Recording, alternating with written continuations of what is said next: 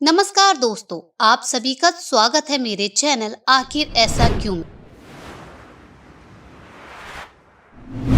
दोस्तों, हिंदू धर्म ग्रंथों में इतिहास से जुड़ा काफी लंबा लेखा जोखा है। इतिहास में जुड़े अच्छे बुरे, सही गलत, पाप पुण्य सभी का लेखा जोखा मिलता है। यही नहीं, कुछ ऐसी बातों का भी लेखा है जिनका संबंध वर्तमान से जुड़ा हुआ है। इतिहास में गलती पर दंड के रूप में श्राप दे दिए जाते थे। हिंदू धर्म ग्रंथों में अनेकों श्रापों का वर्णन है तथा हर श्राप में कोई न कोई कारण छुपा ही होता था। कुछ श्राप में संसार की भलाई निहित थी तो कुछ श्राप का उनके पीछे छिपी कथाओं में महत्वपूर्ण भूमिका थी। आज हम आपको ऐसे श्रापों के बारे में बताने जा रहे हैं जिनका इतिहास में तो महत्वपूर्ण योगदान था ही, परंतु इनका प्रभाव वर्तमान में भी परिणाम के रूप में देख सकते हैं। बात करें महाभारत की, तो महाभारत हिंदुओं का एक प्रमुख काव्य ग्रंथ है जो स्मृति के इतिहास के वर्ग में आता है। कभी कभी इसे केवल भारत ही कहा जाता है। ये एक ऐसा काव्य ग्रंथ है जिसमें पौराणिक, ऐतिहासिक और दार्शनिक चीजें मौजूद हैं। विश्व का सबसे लंबा साहित्य ग्रंथ आज एक ग्रंथों में मौजूद है। इसमें काफी सारे श्रापों का वर्णन किया गया है जिनका संबंध वर्तमान से तोला जाता है। इसमें सबसे पहला आता है वशिष्ठ ऋषि का वसुओं को श्राप। आइए जानते हैं इसके पीछे क्या वजह रही।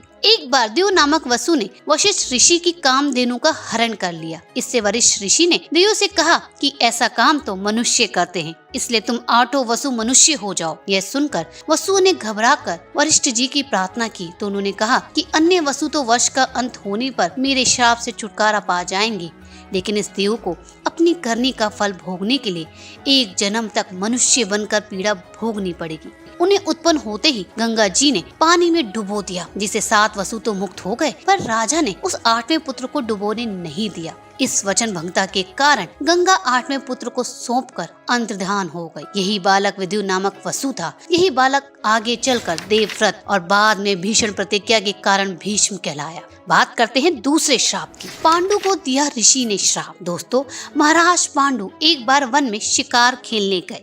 जंगल में हिरण के रूप में एक ऋषि दंपति भी विहार कर रहे थे। पांडु ने अपने तीरों से हिरणों के जोड़े को मार गिराया। ऋषि दंपति ने मरते मरते पांडु को ये श्राप दिया कि राजन, जब भी तुम अपनी पत्नी के साथ काम कीड़ा करोगे तुम्हारी मृत्यु हो जाएगी। तीसरा श्राप, अंबा का भीष्म को श्राप। सत्यवती के गर्भ से महाराज शांतनु को चित्रांगद और विचित्रवीर्य नाम के 2 पुत्र प्राप्त हुए। विचित्रवीर्य के युवा होने पर भीष्म ने बलपूर्वक काशीराज के 3 पुत्रियों को हरण कर लिया, जिनका नाम अंबा, अंबिका और अंबालिका था। अंबिका और अंबालिका का विवाह राजा विचित्रवीर्य से संपन्न हो गया। क्योंकि अंबा राजा राजशाल्य को मन से अपना पति मान चुकी थी, इसलिए उसे राजा राजशाल्य के पास भिजवा दिया गया। परंतु राजा द्वारा ठुकराने पर अंबा ने भीष्म को श्राप दिया कि वो उसकी मौत का कारण ही बनेगी। आगे बढ़ते हैं, बात करते हैं चौथे श्राप की। ये श्राप श्री कृष्ण का अश्वत्थामा को महाभारत युद्ध के अंत में दिया गया था। दोस्तों, श्री कृष्ण का अश्वत्थामा को श्राप। महाभारत युद्ध के अंत समय में जब अश्वत्थामा ने धोखे से पांडव पुत्रों का वध कर दिया,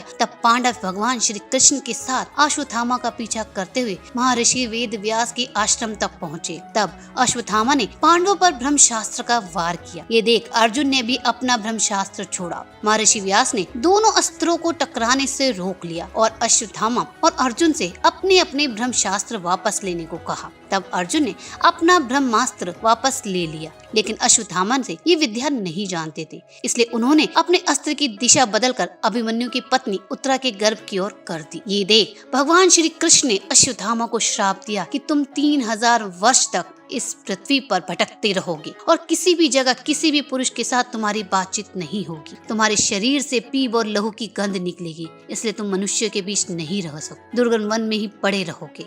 आगे बढ़ते हैं, बात करते हैं अगले श्राप की, जो परशुराम को कर्ण ने दिया था। कर्ण जन्म से क्षत्रिय था। वह रथ चालक के घर पलकर बड़ा हुआ, इसलिए वह गुरु द्रोण का शिष्य नहीं बन पाया, क्योंकि वे सिर्फ क्षत्रियों को ही शिक्षा देते थे। फिर कर्ण एक नकली जनेऊ पहनकर महान गुरु परशुराम के पास गया, जो ब्राह्मणों को शिक्षा देते थे। लेकिन जब कर्ण की सच्चाई परशुराम को पता चली तो परशुराम ने कर्ण को श्राप दे दिया कि जो कुछ मैंने सिखाया तुम उसका आनंद ले सकते हो, पर जब तुम्हें इसकी सच में जरूरत होगी तुम सभी मंत्र भूल जाओगे जिनकी तुम्हें जरूरत होगी, और वही तुम्हारा अंत होगा। यही नहीं, श्राप में युधिष्ठिर ने भी स्त्रियों को एक श्राप दिया था। चलते हैं आगे, बात करते हैं अपने छठे श्राप की। जो युधिष्ठिर ने स्त्रियों को श्राप दिया था। दोस्तों, माता कुंती ने जब पांडवों के पास जाकर उन्हें यह रहस्य बताया कि कर्ण उनका भाई है, सभी पांडव इस बात को सुनकर दुखी हुए। युधिष्ठिर ने विधि विधान पूर्वक कर्ण का अंतिम संस्कार किया तथा शोकाकुल होकर माता कुंती के समीप गए और उसी क्षण उन्होंने समस्त स्त्री जाति को ये श्राप दे डाला कि आज से कोई भी स्त्री किसी भी प्रकार की गोपनीय बात का रहस्य नहीं छुपा पाएगी। यही बात है दोस्तों, तभी कोई स्त्री अपने पेट में बात नहीं रख पाती। ये युधिष्ठिर का ही श्राप है। हमारा 7वां श्राप है उर्वशी का अर्जुन को श्राप। महाभारत काल में एक बार अर्जुन दिव्य शास्त्र पाने के लिए स्वर्ग लोक गए।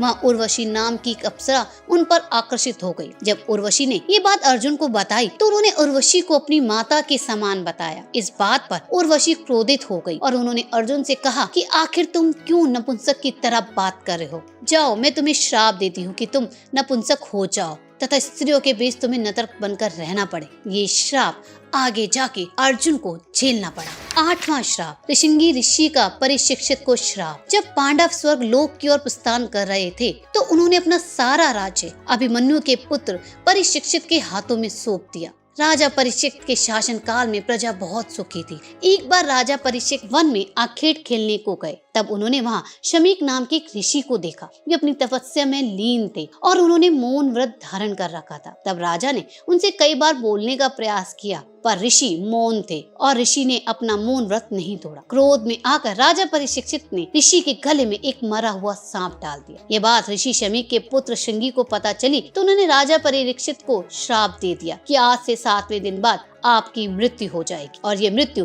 तक्षक नाग के डसने से होगी। राजा परीक्षित के जीवित रहते काल कलयुग में इतना साहस नहीं था कि वो हावी हो सके, परंतु उनकी मृत्यु के पश्चात इस धरती पर कलयुग पूरी तरीके से हावी हो गया है। 9वां श्राप जो गंधारी ने श्री कृष्ण को वंश नाश के रूप में दिया। युद्ध के बाद जब गंधारी को पता चला कि पांडवों के साथ भगवान श्री कृष्ण भी हस्तिनापुर आ रहे हैं तो उनका मन दुखी गम के सागर में गोते लगाने लगा और दुखी होकर उन्होंने भगवान श्री कृष्ण को श्राप दी। गंधारी ने कहा, अगर मैंने भगवान विष्णु की सच्चे मन से पूजा की है तो निस्वार्थ भाव से अपने पति की सेवा भी की है, तो जैसा मेरा कुल समाप्त हो गया वैसे ही एक दिन तुम्हारा वंश तुम्हारे सामने समाप्त होगा और तुम देखते रह जाओगे। यही वजह है कि श्री कृष्ण का वंश समाप्त हो गया। आगे बढ़ते हैं और बात करते हैं 10वें श्राप की, जो भीम पुत्र घटोत्कच को द्रौपदी ने दिया था। एक कथा के अनुसार जब घटोत्कच पहली बार अपने पिता भीम के राज्य में आए तो उन्होंने अपनी माँ, जिनका नाम हिडिंबा था, की आज्ञा अनुसार द्रौपदी का कोई सम्मान नहीं किया।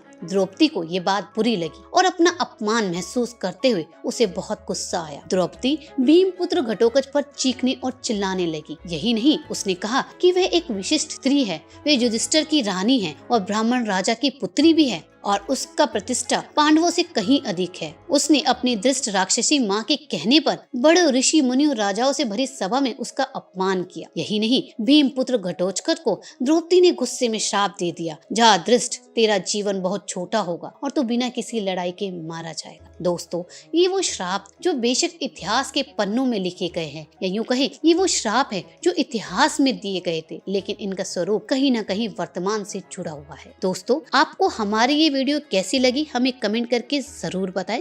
इसके साथ हमारी वीडियो को ज्यादा से ज्यादा शेयर करें।